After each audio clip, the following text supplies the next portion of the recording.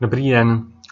Dnes bych se chtěl ještě chvilku zdržet u možností výběru prvků v náčrtu. Minule jsme si ukázali, jak rychle dostat funkci tady přes tuhle šipku tady nahoru do rychlého výběru.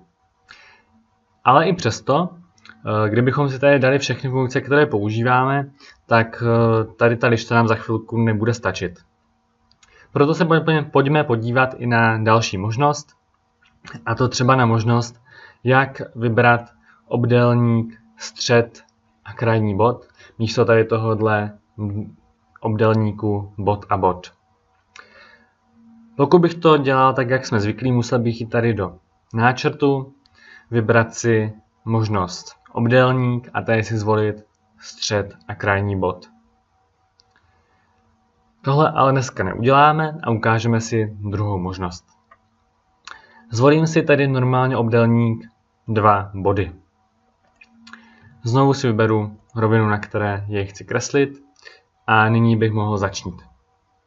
Jenomže jsme si řekli, že my nechceme kreslit bod, který máme tady, ale chceme kreslit střed a bod.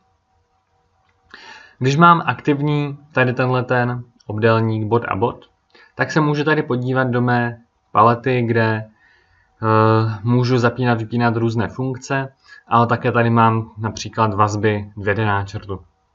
A úplně nahoře tady mám možnosti, jaký obdélník chci kreslit.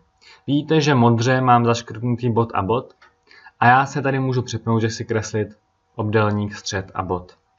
Nyní si zvolím střed a vidíte, že roztahuju rovnoměrný obdélník na všechny strany. Takhle úplně stejně to funguje například u kružnic, takže si můžu zvolit kružnici 3 body, kterou jsme si tady přidali minule. A můžu si tady znovu zvolit, že chci kreslit kružnici střed a bod. Znovu bych mohl takto vybrat.